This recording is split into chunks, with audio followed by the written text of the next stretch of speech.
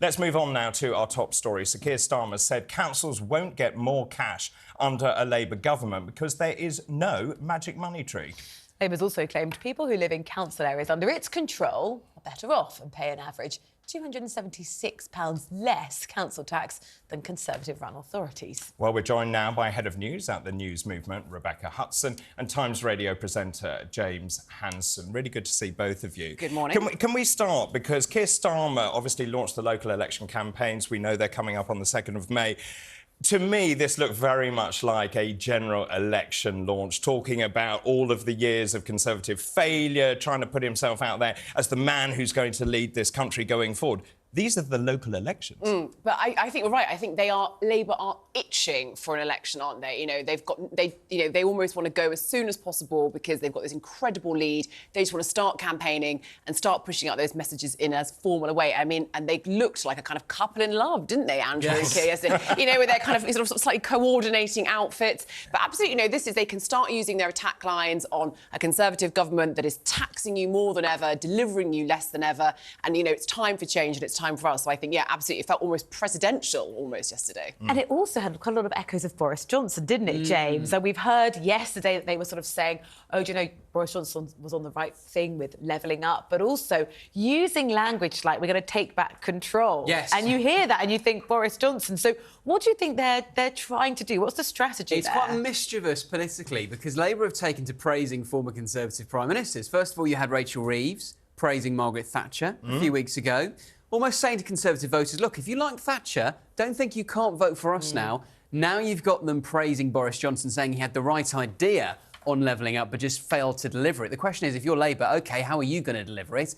And as we heard yesterday from Keir Starmer, there's going to be no extra cash for councils to actually enact policies that might level up the country. No, and of course the councils, this is a big problem. Birmingham, Nottingham, Woking effectively bankrupt, issuing these Section 114 notices. This is going to be a huge problem for Labour getting in. Also, obviously, I would say this, but taking back control is extremely mischievous. He's playing to the red wall here. Oh, 100%. He wants to try and win back those voters who previously, traditionally might have voted Labour, went to Boris Johnson and the Conservatives in 2019. But yeah, 100%, he is trying to park his tanks on Conservative lawns and trying to win back those red wall voters. He's also, though, Rebecca, trying to manage expectations by saying there's no magic money tree. Well, we know that. And the reality is, if the Labour Party do get in, will they inherit the same financial issues that are facing the Conservatives? Well, I think that potentially they could inherit an even worse economy because if the Conservatives do try to give away a few tax breaks, if they get another opportunity to do another kind of fiscal statement to the government, what Labour might inherit could be even worse. But I think you're completely right. They are back courting those red wall votes because they have got a huge challenge in how do you connect those red wall votes with the Labour Party of North London, of Keir Starmer, of Rachel Reeves. There is a real disconnect there. So absolutely kind of going out, saying that we're going to improve your local services, parking their tanks on the Conservatives' lawn is what I think we were seeing yesterday. And James, just in terms of the latest poll, the one for The Sun shows Labour at 45%, the Conservatives at 24%, Reform at 12%. The YouGov poll puts them slightly differently, but Labour being the most trusted party now on the economy, this is extraordinary. They were the party that left a note saying there is no money left. Sometimes it's important to remember how far we've come in a few years, that 4 years ago, after the 2019 election, people thought the Conservatives would be in power for at least another 10 years because Labour went down to such a massive defeat in 2019. It has been a remarkable turnaround. Whether that's down to Labour or whether that's more down to the public being angry with the government and so therefore Labour are ahead almost by default, I mean, that's the crucial question. We're going to go through the papers shortly on the programme, but today, Rebecca, Angela Rayner's on the front page of many of them. Questions over exactly what happened when she sold her former council house. This all could be cleared up if Angela Rayner says, look, I had advice that says I didn't do anything wrong, but she won't show it to us. Why? Because, I think she is highlighting quite the double standard that we don't expect all of our MPs to publish their personal information about their capital gains tax, what tax they're paying. And those MPs aren't being potentially investigated by police. But what she would also have to disclose is what I imagine is probably some quite intimate details about her marriage, because the suggestion being that she wasn't living in the same house as her husband for the first years of marriage. So there's quite a lot here that we're sort of asking Angela Rayner to disclose. Keir Starmer is saying he's seen the advice she was given, he's satisfied with it. She's saying, sure, I'll show you mine if you show me yours. I do think, we were talking about this just earlier, that the Labour Party do have this, they don't handle politics brilliantly, and I think maybe a firmer denial earlier would have stopped this becoming quite the, saga it's become. And James, just in terms of that, I mean, she was very much seen as an electoral asset because she spoke from her heart. Yeah, great talker. She was a great talker. She wasn't kind of that professional politician. Is she now turning into a liability? Because this is looking murky. And I think the electorate are looking at this saying, hang on a minute, there's one rule for you lot, one rule for us. Yeah. So actually, if you bought this under a right to buy and you fiddled the rules somehow and you weren't actually living in that house, that's not fair. And she has previously called for certain Conservative politicians to be transparent with their tax affairs. So she is open to the charge of hypocrisy here. What's a bit weird is that she hasn't been more transparent. She says she's had independent tax advisors, cleared her of any wrongdoing. Well, if that's the case, just publish that advice. Now, I understand, it might be personal for her. She doesn't want to... She was on the radio yesterday saying, I don't want to go back over the last 15 years of my life publishing details about my children's birth certificates. I don't think anyone's asking for that. And that was made clear, actually, in the interview yesterday. I think that what you're saying, Rebecca, is that it's awkward for her to do this.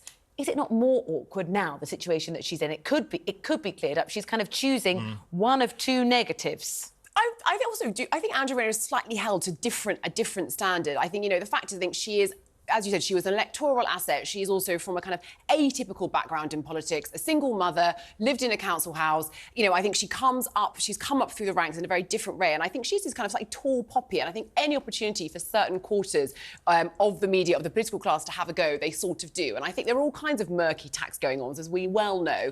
And this could have been either a simple misunderstanding or she's done nothing wrong. And I think the fact that we're kind of pursuing her over what we're quibbling about, 1,500 quid. But I don't think that's the point. It's about the principle. And if you're the deputy leader of any party, I think you have to be open to scrutiny. And if she bought that and she lived in that house, that's one thing. But actually, if she bought that and she lived in another house, but she registered herself and she registered the children at another address, that is not acceptable. You should have good standards in public life. And politically, they are now at risk, Labour, of handling this very badly because this is rumbling on. This has been going on now for 6 weeks plus. And if they're not careful, this will continue to rumble on. And so, one way or another, they're going to have to shift their position on this. A little bit of awkwardness for the Conservatives as well, though. Today, it must be said, some of the papers mentioning, there's always a row, isn't there, James, over honours lists. Who gets what when? Tell us the latest iteration of this. So, we've got slightly unusually an Easter honours list. You tend to get a New Year's honours list and then you get the King's birthday honours.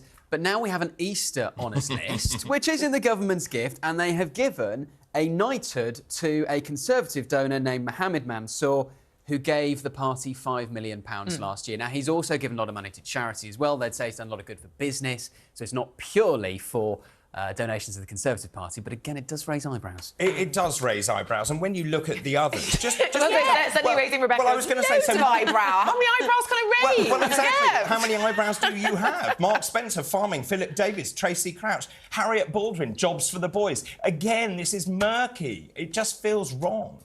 Well, they would also say they've given a knighthood to Christopher Nolan, the film director. Oh, everyone loved Oppenheimer. Yeah, and why was that? Because it was seen to be a great film. They're supporting British business. Oh, it's just chumocracy, isn't it? And also, this guy isn't a brilliant guy. Didn't pull out of... was doing business in Russia until very, very recently. Served under Mubarak in Egypt. These aren't brilliant blokes that you want backing your party, aren't they? I mean, come on, clean it up. You want to have a go at Angela Rayner over, over 1,500 quid. You're taking millions of pounds from some of these kind of dodgy men. I mean, what? How? I'm trying to raise my eyebrows. The Easter honours list. So I was just going to ask, what does this say about the timing of the election? Well, now that's a very interesting point, David, because there are those who say, hang on, if you're doing an Easter honours list, does that mean that Rishi Sunak thinks this could be his last honours list? And does that mean there could be an election June or July? For what it's worth, I think it's going to be November the 14th. But... Why? Why the 14th? Well, because realistically, I don't think they're going to do it until That's very confident. So confident. It's a very specific date you've given us. I think it's going to be November the 14th, maybe November the 21st, because those are the kind of middle Thursdays in November. I think they're going to wait as long as they can. I've often thought they might even go as far as January 2025, but they appear to have ruled that out. But, really? Yeah. Gosh. James Hanson, thank you so November much. 14th, put it in the diary. Or the 21st, depending on Don't the go on holiday, or do, depending on how politically maybe you're motivated. James, thank you so much. Rebecca, really appreciate both of your time this morning. Thank you very much indeed.